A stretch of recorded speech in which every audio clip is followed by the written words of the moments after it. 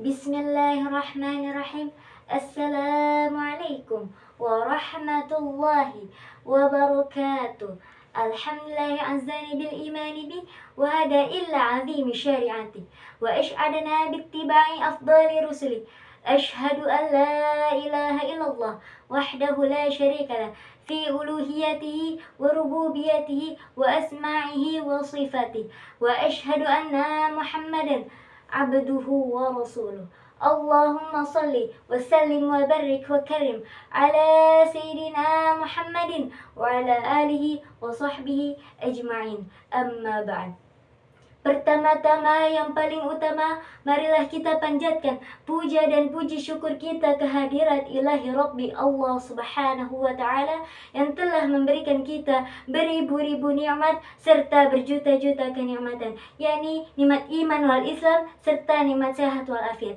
Salawat bertangkaikan salam semoga tercurah limpahkan kepada Habibana wa Nabiyina wa Syafi'ina wa Maulana Muhammadin. Allahumma salli wa sallim wa barik alaih. Berdirinya saya di sini ingin menjelaskan tentang Ramadan penuh dengan keberkahan.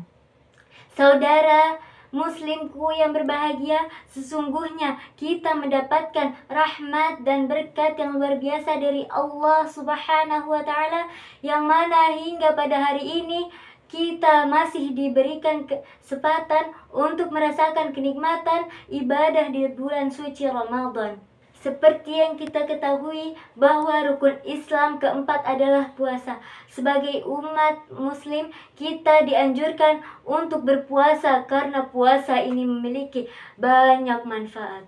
Puasa dilakukan dengan menahan lapar dari terbitnya fajar hingga terbenamnya matahari. Dengan berpuasa, kita dibiasakan untuk menahan lapar, haus, dan hawa nafsu. Salah satu yang termasuk puasa adalah puasa di bulan Ramadan. Puasa Ramadan merupakan puasa yang wajib yang harus dilakukan oleh setiap umat Islam. Seperti yang dijelaskan dalam kitab suci Al-Quran pada surah Al-Baqarah ayat 183 yang berbunyi, A'udzu billahi minasy syaithanir rajim. Ya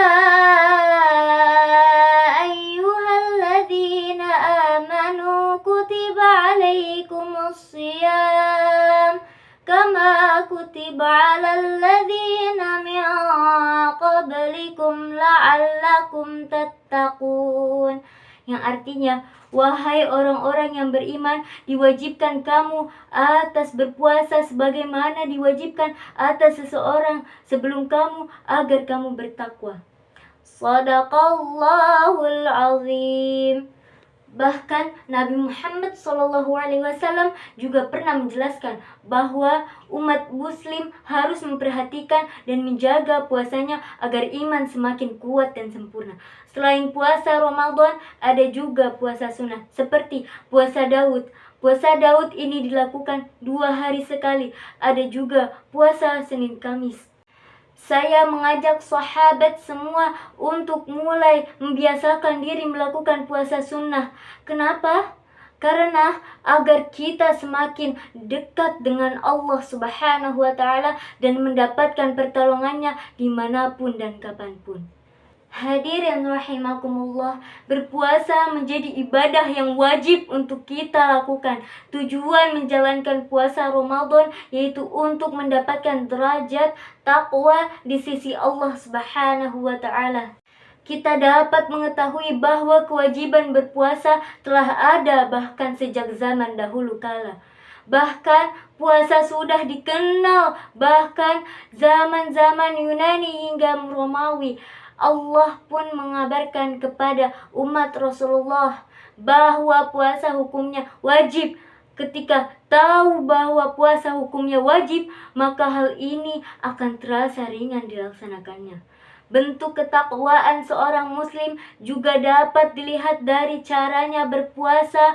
Pertama, orang yang berpuasa wajib meninggalkan perkara yang dilarang oleh Allah subhanahu wa ta'ala.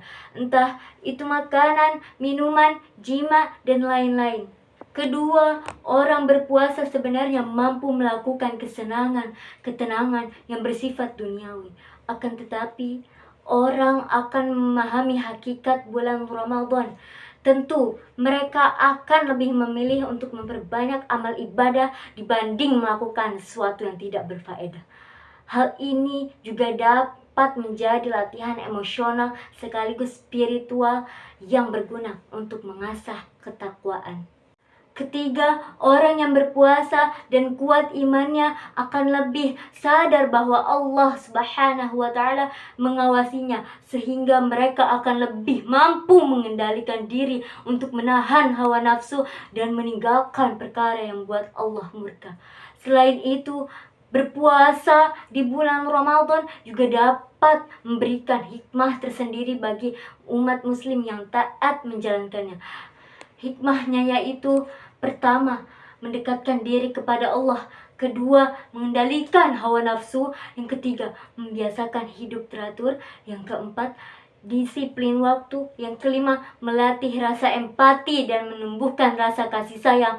Yang keenam, kesetaraan bagi yang kaya maupun yang miskin. Yang ketujuh, melatih berakhlak mulia dan melatih kecerdasan emosional. Demikian pidato saya pada hari ini. Mohon maaf apabila ada tutur kata yang salah, itu datangnya dari saya. Dan apabila ada tutur kata yang benar, itu datangnya dari ilahi Rabbi Allah Subhanahu wa Ta'ala. Unzur makila wala tanzur maqala. Wabillahi taufiq wa hidayah. Wassalamualaikum warahmatullahi wabarakatuh.